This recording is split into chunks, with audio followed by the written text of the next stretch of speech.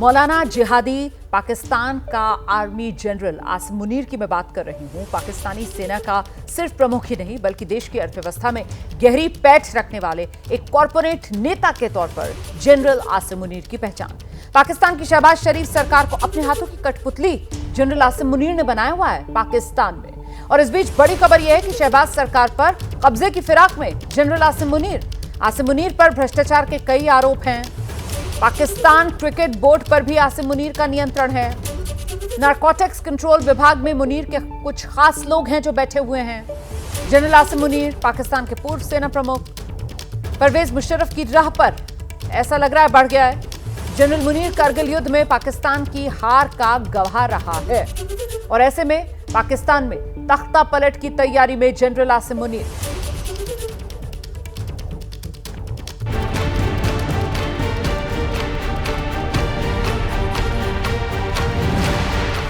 पाकिस्तान में मुशर्रफ पार्ट 2 होने जा रहा है।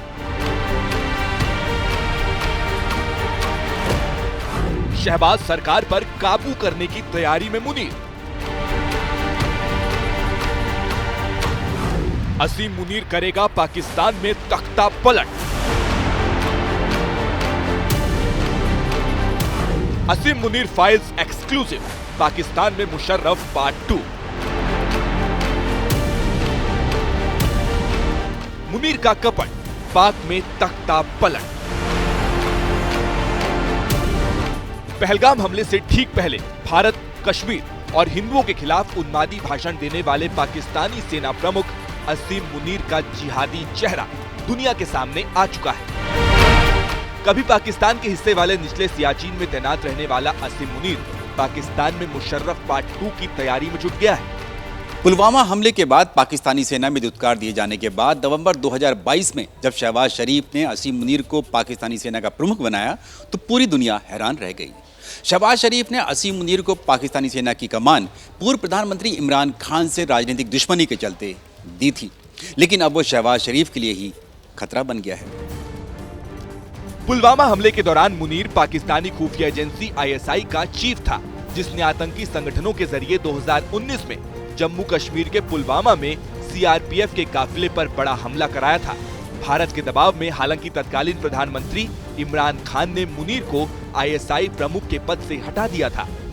पाकिस्तानी सेना का प्रमुख बनने के बाद आसिम मुनीर ने भारत विरोधी साजिशें रचनी शुरू कर दी और इसके लिए सबसे पहले पीर पंजाल के दक्षिण वाले इलाके यानी कि पुंछ राजौरी सेक्टर में आतंकवाद को जिंदा किया गया, जहां पर पिछले 2 दशक से शांति का माहौल बना हुआ था।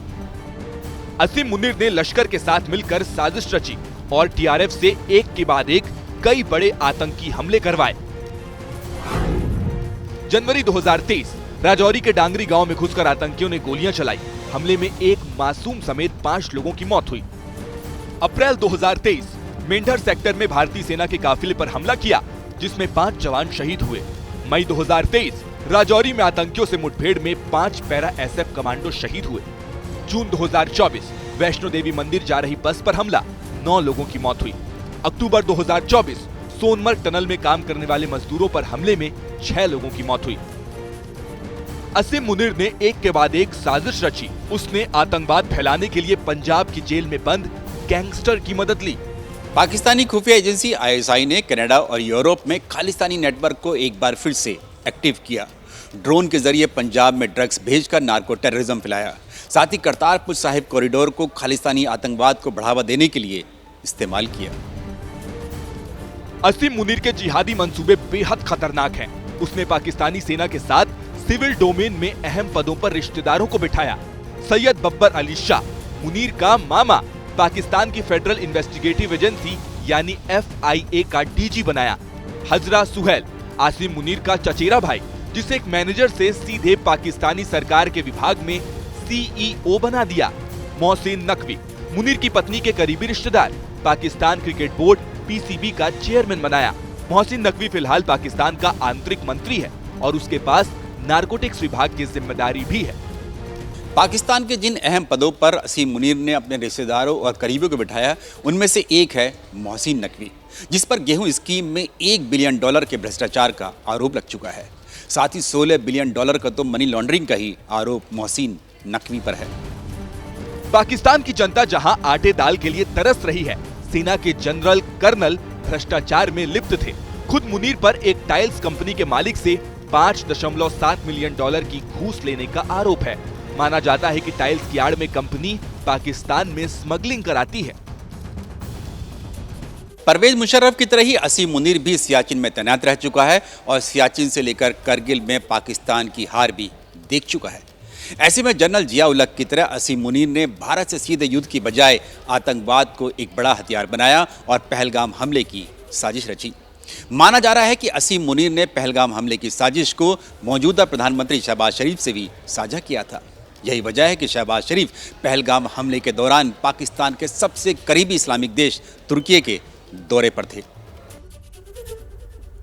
और आइए जरा इसी पर और बातचीत कर लेते हैं। हमारे साथ इस वक्त नीरज राजपूत मौजूद हैं न्यूज रूम से। जरा नीरज के पास ही आपको लेकर चलेंगे और समझते हैं नीरज से।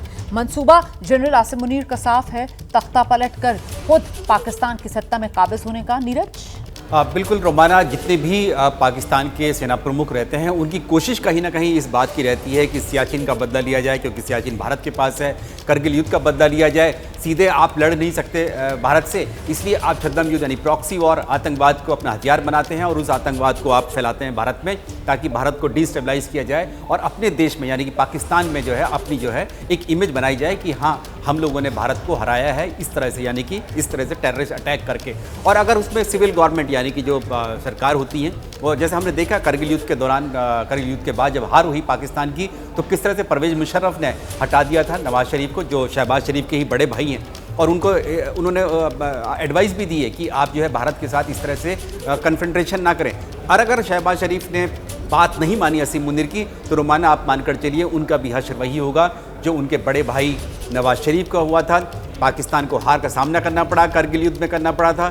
बिना नवाज शरीफ को बताए परवेज मुशर्रफ ने करगिल में घुसपैठ करी थी, जिसके बाद मुंह की खानी पड़ी पाकिस्तानी सेना को और नवाज शरीफ को सत्ता से हाथ धोना पड़ा था। अब इस बार डिफरेंस ये है कि शहबाज शरीफ ऐसा लगता है कि उनको बताया गया था इस पहलगाम हमले के बारे में, लेकिन अगर उनको लगता है, क्योंकि देखिए आज संसद का विशेष सत्र बुलाया है, यूएनएससी में पाकिस्तान जा रहा है, अगर कहीं से भी असीम मुनीर को लगा कि ये सिविल गवर्नमेंट जो है ये इमरान खान की तरह इनके पैर कांप रहे हैं, पसीने आ रहे हैं इनको, तो वो उनको हटाने में गुरेज नहीं करेंगे। जैसे इमरान खान को हटाया गया वैसे ही शहबाज शरीफ को भी असीम मुनीर जो है रास्ते से हटा सकता है। तो कुल मिलाकर ये मुनीर का कपट है, पाकिस्तान में तख्ता पलट की स्क्रिप्ट जो जनरल आसिम मुनीर की तरफ से दूसरी तरफ लिखी जा रही है। बहुत धन्यवाद आपका नीरज इस तमाम जानकारी के लिए। देखिए पीडीपी की चीफ हैं महबूबा मुफ्ती, वो पहलगाम पहुंची हैं जहां स्थानीय निवासी, कारोबारियों से, होटल व्यवसायियों से महबूबा मुफ्ती मुलाकात कर रही हैं।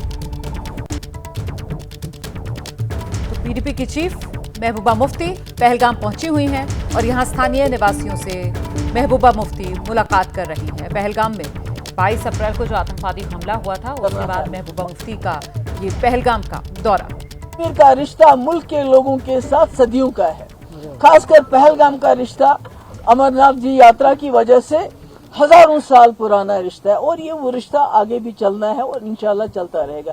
इसके अलावा मैं होम मिनिस्टर साहब से कहना चाहती हूँ, जो हमारा बकरवाल तक का है ट्राइबल, जो गाय भैंस चराते बेचारे, इनका इसी पे गुजारा है।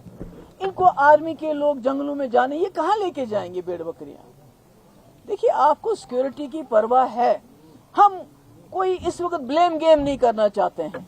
हम बहुत सवाल कर सकते हैं पर हम कोई सवाल नहीं करना चाहते, क्योंकि मैं नहीं चाहती हूँ कि इस वक्त जो इतना बड़ा हादसा हो गया इसमें हम एक दूसरे को कसूरवार ठहराएं। अगर सिक्योरिटी तो ठीक है, मगर ये बेचारे बकरवाल कहाँ जाएंगे? और आइए आपको गीदड़ भभकी देने वाले पाकिस्तान की एक और असलियत दिखा देती हूँ। बात बात पर परमाणु हमले की धमकी देने वाले पाकिस्तान की हालत ये है, लगातार फुलझड़ियां मिसाइल परीक्षण के नाम पर चला रहा है। आज भी पाकिस्तान ने रावलपिंडी में 120 किलोमीटर तक सतह से सतह मार करने वाली फुलझड़ी मिसाइल का परीक्षण किया।